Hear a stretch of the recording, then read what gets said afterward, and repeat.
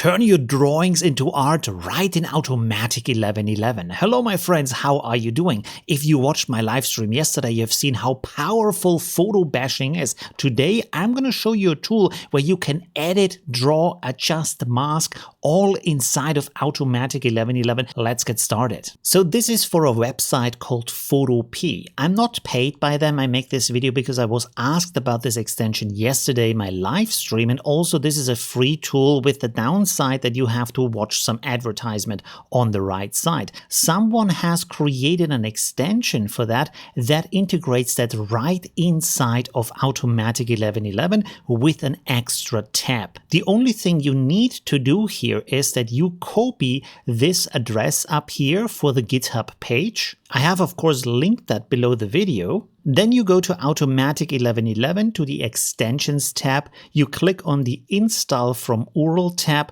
you put the URL in here and click on Install. Of course, as always, the next step you want to do here is to click on Check for updates and then click on Apply and Restart UI. After you've restarted the UI, you will realize that now up here you have a Photopea tab and you have the full functionality in here because this is creating an iframe for that website. Now when you scroll down, you will see you have here several buttons that can send this directly to the ControlNET, to image, to in-paint selection, to extras for upscaling, and also to the image-to-image ControlNET. I want to point out here that for me, the in-paint selection did not work, but it's not really a problem because you can still create a mask inside of image-to-image, so there is not really anything lost. On the top, you can see that you can create an account, but you don't need an account to actually use that. Now, this works like a normal photo editing software.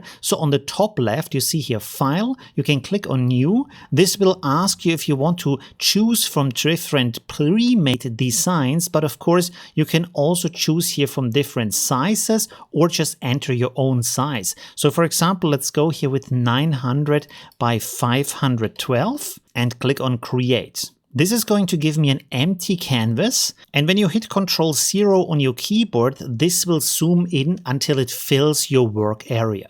Now on the left side, you have a lot of different tools in here. For example, you have a brush here, and then below here you have an erase tool. You have here a clone tool. So there's a lot of things you know from other software like Photoshop or GIMP. Another thing, of course, that you can do here is to import things. You go to File, Open Place, and there you can import images directly onto your canvas. You can see that I have these handles around all the sides, so I can resize that and also move it so that it actually fits my canvas. Now, if you don't see that and you have your Move tool selected, you want to make sure that you make a check mark here in Transform Controls.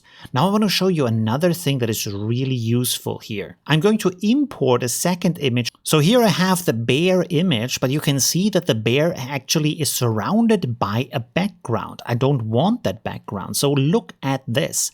I can go up here to select and I can click on remove background. This will use AI to figure out what's the actual character in here.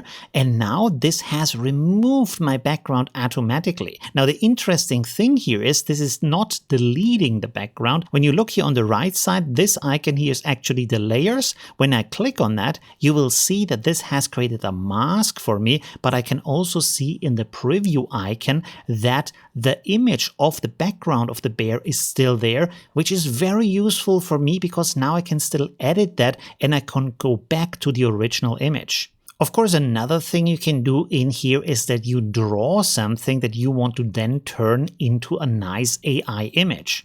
So I have selected my brush here. Up here you have the size setting and the hardness setting, so you can adjust the brush to the size you want to use. Then here on the right side you can click on the swatches. For example, now I'm selecting black as a color, and now I can draw onto my image here. So I've drawn a little cute bunny and I want to turn this into a Pixar style bunny in a forest. So I'm going to scroll down and I send this to the text to image ControlNET. As you can see, this has already loaded here. And I found that from the settings, it works best to set the preprocessor to invert it. So this will invert the image for you. And then of course the model is ControlNET version 1.1 Scribble.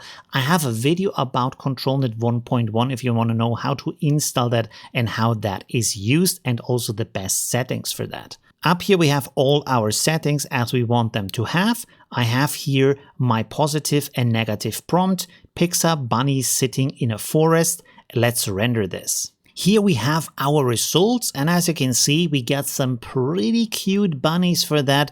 And if you want to, you can of course also edit that further. You can send that back into Photopea. For example, let's say we take this bunny here. Now, after we've selected that image, down here you can see you also have an extra button for send to Photopea, and now this is an extra layer in here. Now when I click on my layer icon again, you can see that we have the layer here, and with that I can make additional adjustments. I can paint over that, I can fix things, I can move things around, so this gives me a lot of ability. Another interesting thing that you have here is of course that you have filters and effects. So for example, down here I have adjustment layers. When I click on that, you can see, for example, I have here curves, and I also have vibrance adjustment, hue saturation, I have color balance, and so on. Now here's another thing I want to show you. I rendered here with text to image without ControlNET groups of mushrooms that I want to implement into a collage, into a design. So for example, this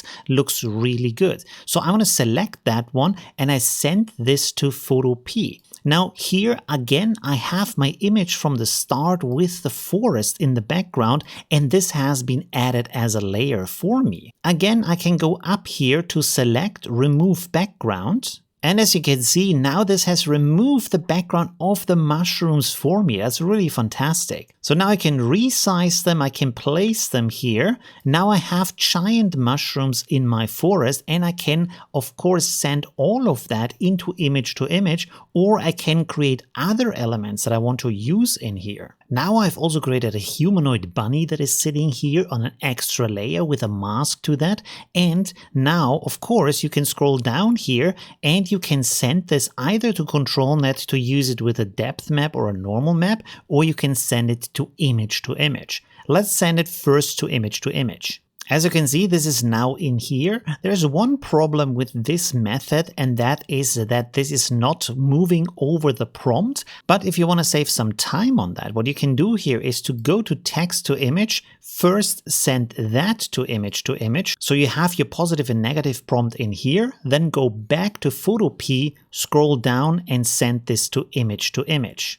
Now you have both the prompts and also your image here. You only need to adjust the settings down here. Of course, for the prompt, now you also want to describe the full scene. So here I have now rendered everything together into a new scene. Now a trick that you can do here is to further that, to go deeper in that process, is to send this image as a new input for image to image. So for that, again, click here to send to image. You can see that the input image now is replaced, and now you can render this again and see what you get from that. So with every of these steps, you can go deeper into the image and get something more creative. So here now we have the new version that I have created with this method that is called looping. And you can see that now, for example, the mushrooms here are coming nicer out of the ground, but we have this strange element standing here in the middle. So for that, we can actually send it back to Photopea. So click here on the send to Photopea button. So on the left side where you see this little patch icon here, you can click on that, select the spot healing brush tool and simply paint over that area, and this should remove it. You can see now it is removed, and you can also do that with other parts in the image you don't want to have. Let's say, for example, these parts here in the back, now they are also removed. Now that we have all of that, I can send that back to image to image. In this case, we could decide, for example, to make a nicer face for the bunny. So down here, you click on InPaint to copy that image over to InPaint. Now with my mask tool, I mask out the head of the bunny. And then up here, I change my prompt to bunny head. Down here, I select only mask, and I changed my resolution to 512 by 512. Click on generate, and as you can see, now we have created a much more detailed bunny face. Of course, you can also do that with all of the other parts in your image. Now here is also the alternative method. For that, again, I have my composition from before with the bunny and the giant mushrooms. We're going to scroll down and we send this to ControlNET for text to image. Down here we have our ControlNET input. For this, I'm going to use the depth map. So of course, I'm going to enable my ControlNET. I set my preprocessor to depth layers and then my model to ControlNET version 1.1 depth. In my settings in here, to get a nicer quality for you, I'm also using high-res fix. My original resolution is 900 by 512. I'm upscaling by 1.5. I'm using a denoise strength of 0.5, which is considerably changing the image from what I get originally with the lower resolution, but at the same time I get a really nice quality and something might be more creative. So when you look at the result here, you can see that this has the benefit that because it is rendered from text to image rather than image to image, the details and the art styles are more consistent and everything is rendered in the same resolution. So all of this has more consistency and a nicer art style overall, but you might need a lot more attempts to get a nice result here. But I would say that this looks pretty dope. Let me know in the comments what you think about that. Leave a like if you enjoyed this video. Thanks for watching and see you soon. Bye! Oh, you're still here. So this is the end screen. There's other stuff you can watch like this or that. It's really cool. And yeah, I hope I see you soon. Leave a like if you haven't yet. And well, yeah,